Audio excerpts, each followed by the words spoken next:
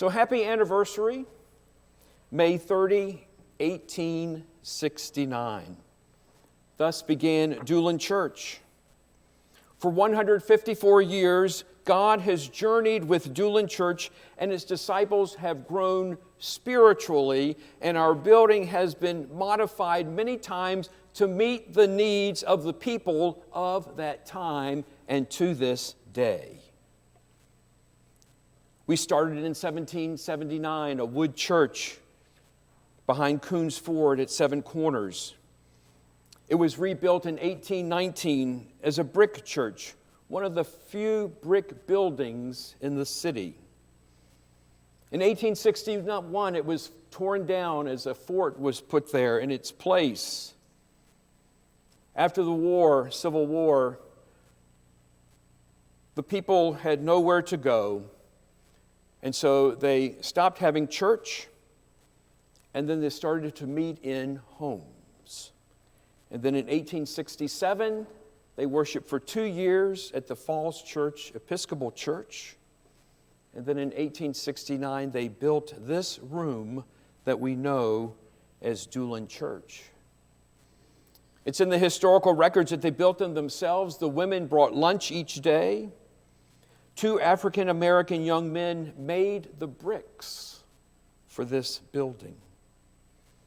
The Bailey family were devoted members, created Bailey's Crossroads. That is where the words of the Battle Hymn of the Republic were penned. And it became part of Barnum and Bailey Circus. At the time in 1869, the population of Falls Church was 300, and now it's over 12,000. And it had 5 churches then, and not many more today. For our name, we've been Doolan Chapel. We've been Doolan Methodist Episcopal Church, South. We've been Doolan Methodist Church. We've been Doolan United Methodist Church. And then I just simply call it Doolan Church. I get in trouble for that. 56 clergy persons have served Doolan Church in all those years. And what a privilege it is to serve the people of Doolan Church that beginning July 1, I think, we'll begin our 24th year together. There is a particular book that during the time of COVID that I have relied on very much. It's called Both and, for in-person and online engagement. And it's a way that we can be a congregation that is both in person and simultaneously online to engage persons who can't be here for whatever reason. And so we have from the book of Numbers, where the Hebrews have been enslaved. Moses leads them out of Egypt to the promised land. Life gets difficult. Oh, that we were back in Egypt. Oh, that we were back in Egypt.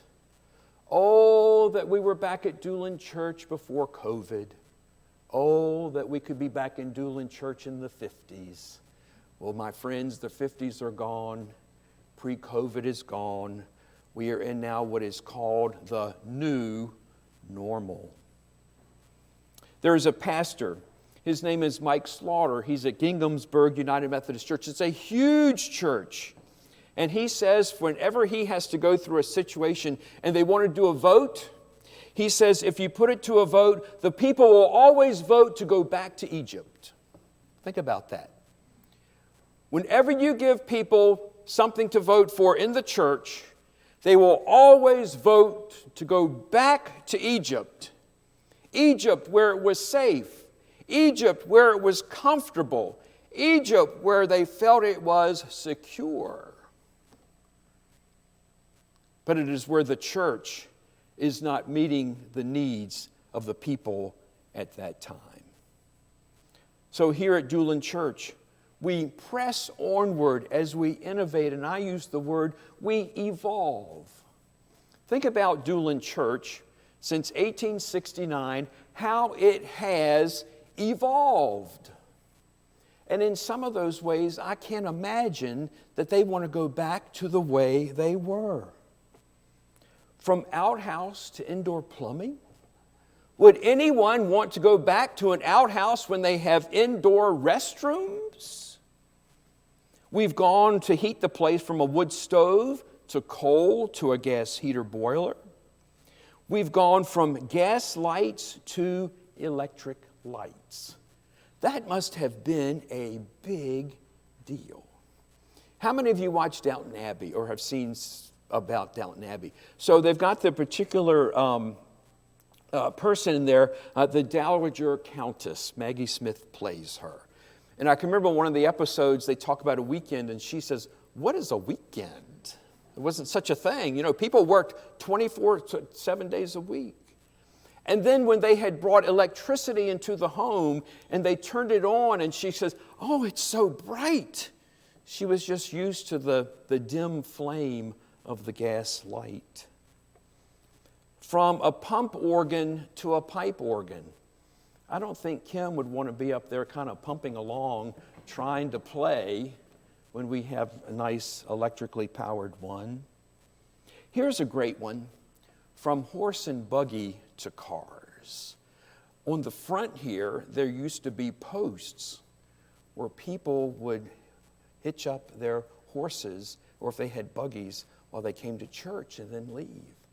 But what a transition that must have been for all of America. For all of America, for all the churches to transition from horse and buggy to the Model T, to the cars that we have for today. How about from raised windows in the summer with our Jesus fans to air conditioning?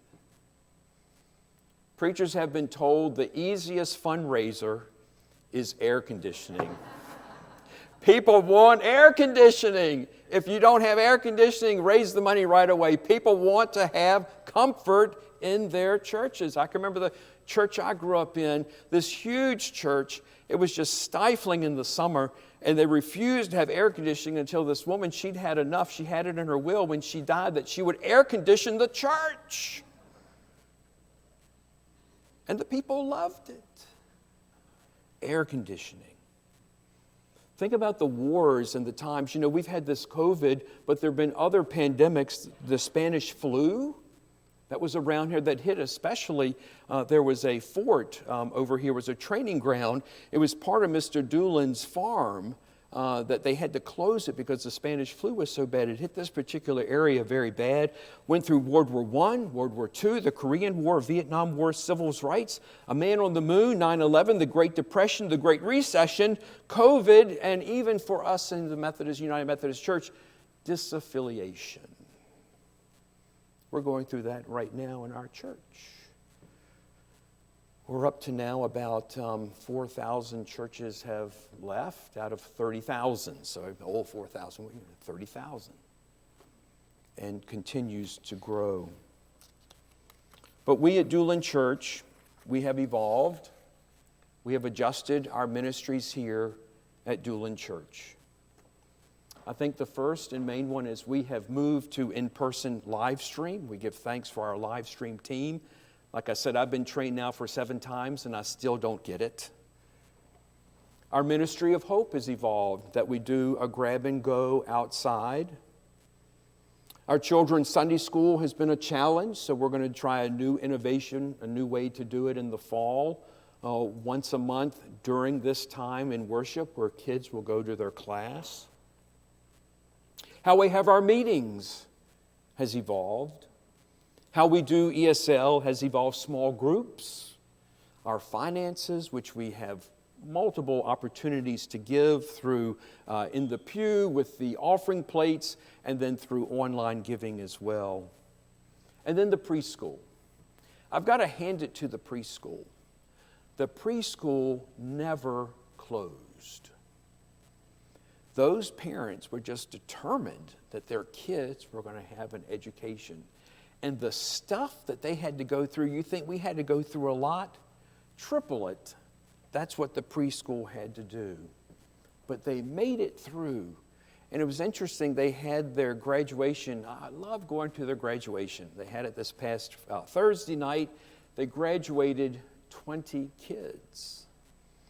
But then they said, you know, Pastor Dave, next year, there won't be as many because now we begin to see the effect of COVID, where less parents were enrolling kids in preschool. And we're seeing that in college enrollments as well, where how COVID affected attendance and people just aren't going to college as quickly. But it was great to see the preschool with their graduation. So I want to think about that in 1869, this church was in the wilderness between being torn down and making its way here. And from COVID to now, we are now in a period of wilderness, and I like to think coming out of that wilderness experience. And as we evolve, there's always the thought of, well, this is what we did, and why can't we do it again? And we just have to realize that it's different.